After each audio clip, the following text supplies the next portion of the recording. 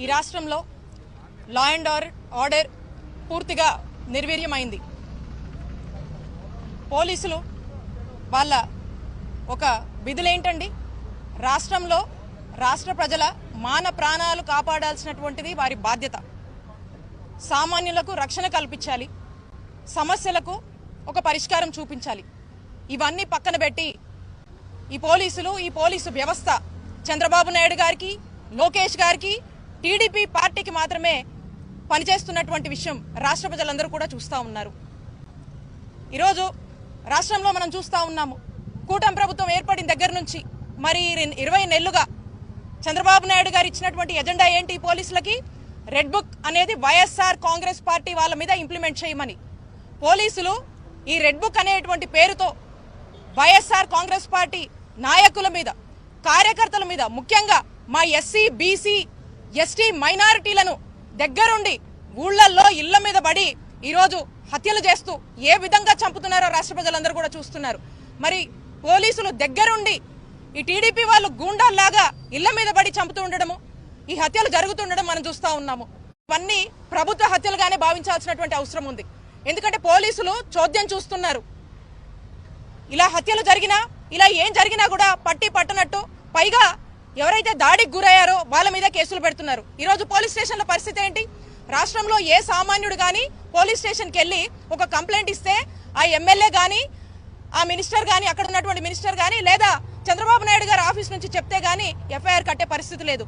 లేదా ఈరోజు సామాన్యుడు వెళ్ళి ఎఫ్ఐఆర్ ఇచ్చి నాకు న్యాయం చేయడానికి మాట్లాడితే తిరిగే అదే సామాన్యుడి మీద ఎఫ్ఐఆర్ కట్టేటువంటి పరిస్థితులు ఈరోజు రాష్ట్రంలో నెలకొన్నవి. మరి ఇలాంటి పార్టీ ఆఫీస్ నుంచి అప్రెడ్డి గారు కావచ్చు, ఈమెయిల్స్ పెట్టి, అఫీషియల్గా లెటర్స్ పెట్టి, మరి మీడియాకు కూడా తెలుసు ఎన్ని అటెంప్ట్స్ చేస్తున్నామో, దేనికి స్పందించట్లేదు. ఈరోజు మేము ఎవరిని కలవాలో మాకు క్లారిటీ లేదు.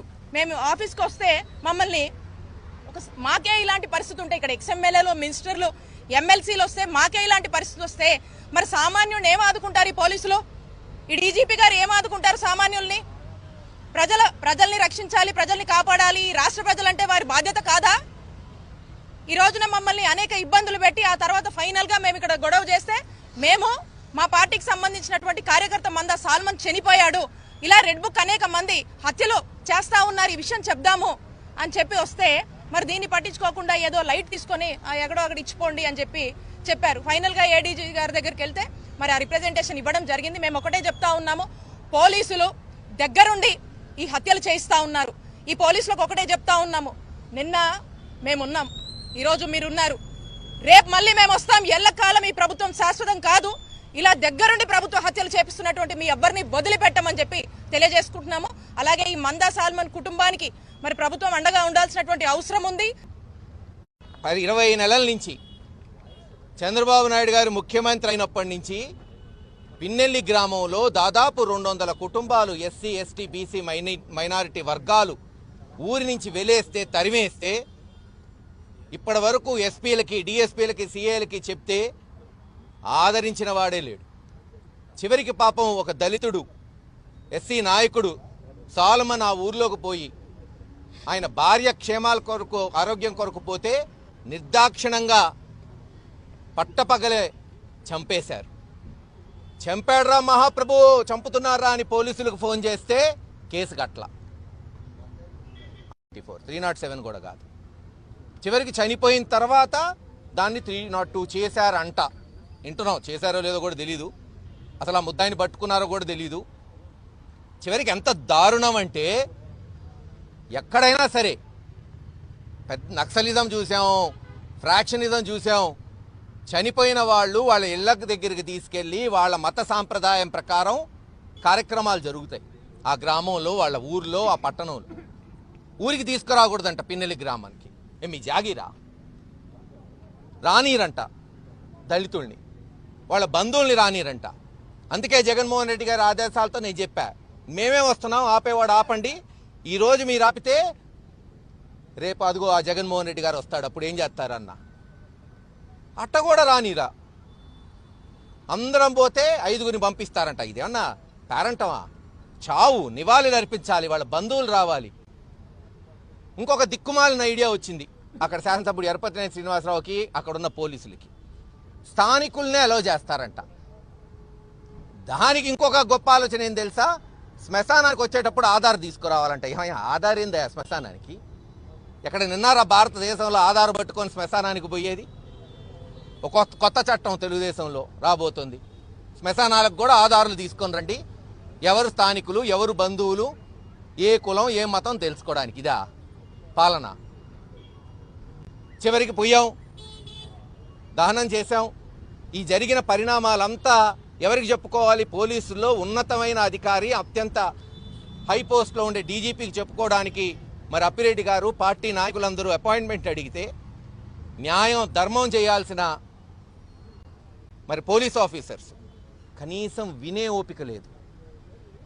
ఒక మనిషి చనిపోతే ఆ చనిపోయిన మనిషి గురించి ప్రధాన ప్రతిపక్ష పార్టీ, మాజీ మంత్రులు, ఎమ్మెల్సీలు, ఎమ్మెల్యేలు వస్తే కనీసం రిప్రజెంటేషన్ తీసుకునే ఓపిక లేదు. ఇంక వీళ్ళేం లా అండ్ ఆర్డర్ కాపాడతారు చెప్పండి? వీళ్ళేం కాపాడగలుగుతారు? మీరే చూశారు. మళ్ళీ అందరూ ధర్నాకు దిగబోతే పిలిచి రిప్రజెంటేషన్ తీసుకున్నారు. వీళ్ళ వల్ల ఇద్దా ధర్మం న్యాయం చేయటం. అయినా సాంప్రదాయంగా ప్రజాస్వామ్య పద్ధతిలో జగన్మోహన్ రెడ్డి గారి నాయకత్వంలో ముందుకు పోతాం. వీళ్ళు చేసినా చేయకపోయినా రేపు హైకోర్టులో పిటిషన్ ఫైల్ చేస్తాం, హ్యూమన్ రైట్స్కి పోతాం, ఎస్సీ ఎస్టీ కమిషన్కి పోతాం, నేషనల్ కమిషన్కి. సాలమన్ కుటుంబానికి న్యాయం జరిగే వరకు, అతన్ని చంపిన వ్యక్తికి శిక్ష పడే వరకు, ఒక ఎస్సీ చనిపోతే ఏవైతే అతని హక్కులుంటాయో, అతనికి రావాల్సింది ఉంటుందో ప్రభుత్వం తరఫున మేమెక్కడ ఆపలా. గుర్తుపెట్టుకోండి, అంబాపురంలో తెలుగుదేశం యువకుడు చనిపోతే జగన్మోహన్ రెడ్డి గారు అన్ని విధాలుగా అతనికి రావాల్సింది చేసి పెట్టింది ఆ రోజు ప్రభుత్వం. మరి ఈరోజు వీళ్ళు చేస్తారో చెయ్యరనే మాకు తెలుసు. అందుకే హైకోర్టులో అయిపోతున్నాం. ఖచ్చితంగా అతనికి ఈ హక్కులన్నీ వచ్చే వరకు మా పోరాటం ఆగదని తెలియచేస్తున్నాం.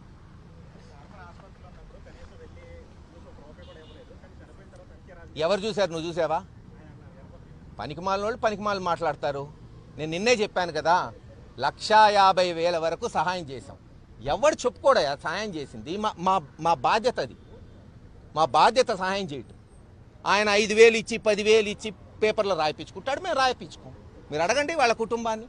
అసలు ఇంకెంత దారుణం అంటే, ఎరపతినేని శ్రీనివాసరావు అంటాడు, చనిపోయింది మా ఊళ్ళోడే కదా, ఆయన ఏమన్నా నాయకుడా అంటే? నాయకుడు చనిపోతే ఒక ఎత్తు, ఒక ఎస్సీ మనిషి చనిపోతే ఒక ఎత్తా? అంటే ఎమ్మెల్యేలు, మంత్రులు మర్డర్ అయితేనే గొప్ప?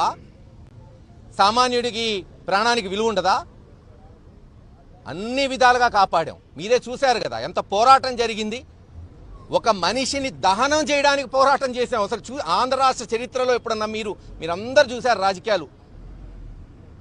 మర్డర్ చేసినందుకో ఇంకో దానికో దాడి జరిగిందికో కాదు, మొన్న జరిగిన ఉద్యమం దహనం చేయడానికి, ఖననం చేయడానికి ఆయన మత పద్ధతుల్లో మొట్టమొదటిసారి బహుశా చరిత్రలో అనుకుంటా. ఆ ఊర్లోకి వెళితే పోలీసుల సహాయంతో తెలుగుదేశం వాళ్ళు చంపేస్తారని భయపడి ఊరు బయట బ్రతుకుతున్న సాల్మన్ భార్యకు సుస్థి చేయడంతో అనివార్యంగా ఊళ్ళోకి రావాల్సి వచ్చింది. ఆయన ఊహించినట్టుగానే ఆయన్ని కొట్టి అతి దారుణంగా చంపారు.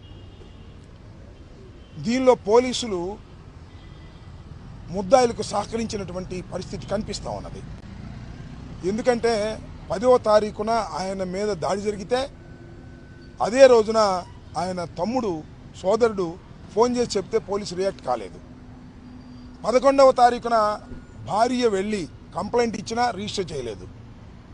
12వ తారీఖున గవర్నమెంట్ హాస్పిటల్లో చేరిన తర్వాత కోమాలో ఉన్నాడని సర్టిఫికేట్ తీసుకుని దాని ద్వారా కంప్లైంట్ ఇస్తే 12వ తారీఖున రిజిస్టర్ చేశారు. కోమాలో ఉన్న పేషెంటు అని డాక్టర్ సర్టిఫికేట్ చేసిన దాన్ని కూడా చూసుకొని 324 చేశారు. చూసారు కదా చిత్రం ఏంటో? ఖచ్చితంగా అటెంప్ట్ టు మర్డర్ చేయాల్సింది 324 చేశారు. దానికన్నా ముందు ఏం చేశారో తెలుసా? పోలీసులు సాల్మన్ మీద కేసు పెట్టారు, సాల్మనే కొట్టాడని. ఇలా పోలీసులు ఈ వైఖరి వల్ల అక్కడ అన్యాయంగా సాల్మన్ మరణించాడు. ఇదే విషయాన్ని, పోలీసులు నిర్లక్ష్యమైనటువంటి విధానాన్ని డీజీపీ గారి యోధాన్ని వచ్చాం, ముందుగా ఇంటిమేట్ చేసి వచ్చాం. అప్పిరెడ్డి గారు లెటర్ రాశారు, మెయిల్ ఇచ్చారు, మేము వాళ్ళు 11 గంటలకు వస్తామని. సమాధానం లేదు. 4 మంత్రులం, మాజీ ఎమ్మెల్సీలు, ప్రస్తుత ఎమ్మెల్సీలు, మాజీ ఎమ్మెల్యేలు అందరం వచ్చాం. చాలాసేపు అక్కడ కూర్చున్నాం, సమాధానం లేదు. నేను ఒక్కటే అడిగాను అక్కడ సీఏ గారు ఉంటే, అయ్యా డీజీపీ గారిని అడగండి, డీజీపీ గారు మా దగ్గర తీసుకుంటారా రిప్రజెంటేషన్ తీసుకోమనండి, లేదంటే డీజీపీ గారు ఫలానా వాళ్ళకి ఇచ్చేయాలంటే వెళ్తాం. దానికి సమాధానం లేదు. గంట సేపు కూర్చున్నాం, బయటకు వచ్చాం. ఏం చేయాలో అర్థం కాల. నేను మనవి చేస్తున్నా, అనివార్యమైన పరిస్థితుల్లో రాష్ట్రాన్ని దౌర్జన్యాల నుంచి, రాష్ట్రాన్ని అల్లరి మూకల నుంచి లా అండ్ ఆర్డర్ కాపాడవలసిన హెడ్ క్వార్టర్ గేటు దగ్గర ఉంచవలసి వచ్చింది, బయటాయించాల్సి వచ్చింది. బయట వేస్తే పోలీసు వచ్చి ఇక్కడ మాట్లాడానికి వీళ్ళు ఎత్తేస్తా ఉన్నారు. మామూలుతో కుస్తీ పడతారా లేకపోతే రిప్రజెంటేషన్ ఇవ్వడానికి అవకాశం ఇస్తారా అని అడిగాం. ఇంతే. మళ్ళీ అప్పుడు పిలిచారు లోపలికి, అసిస్టెంట్ డీజీ దగ్గరికి పిలిచారు. అక్కడ రిప్రజెంటేషన్ ఇచ్చాం, వచ్చాం. ఇది జరిగినటువంటి విషయం. ఇంత అవసరమా డీజీపీ గారికి? ఇప్పటికి సుమారుగా 10-15 సార్లు వచ్చాం మేము. ఒక్కరోజు కూడా డీజీపీ గారు మా మొహం చూడటానికి సిద్ధంగా లేడు. కానీ రెస్పాన్సిబిలిటీ లేదు. వాట్ ఈస్ దిస్ అని అడుగుతా ఉన్నా. డీజీపీ గారు ఆఫీస్ ముందు నుంచి అడుగుతా ఉన్నా. ఇదేనా లా అండ్ ఆర్డర్ కాపాడవలసినటువంటి డీజీపీ చేయాల్సిన పని? మేము ఇస్తే రిప్రజెంటేషన్ తీసుకోవడానికి కూడా నిరాకరిస్తేలాగా చివరికి దానికోసం కుస్తీ పట్టాలా మేము? ఎంత దౌర్భాగ్యంగా ఉంది వాళ్ళ లా అండ్ ఆర్డర్ పరిస్థితి. చాలామంది మిత్రులు మాట్లాడారు, ఇది పోలీసుల నిర్లక్ష్య వైఖరి వల్ల ముందుగానే అనుకున్న విధంగా హత్య గావించబడ్డాడు సల్మాన్. దీనిలో పోలీసుల బాధ్యత కూడా ఉంది. పోలీసు ఎంక్వైరీ జరిగితే అంత అన్యాయం జరిగింది, కేసు ఎన్కౌంటర్ పెట్టారు. దీని మీద ఉన్నత విచారణ జరగాల్సిన అవసరం ఉంది. దాన్ని మేము డిమాండ్ చేస్తున్నాం. లేకపోతే న్యాయస్థానాన్ని ఆశ్రయిస్తాం. మందా సల్మాన్కి ఆదుకోవాలని ప్రభుత్వాన్ని కోరుతున్నాం.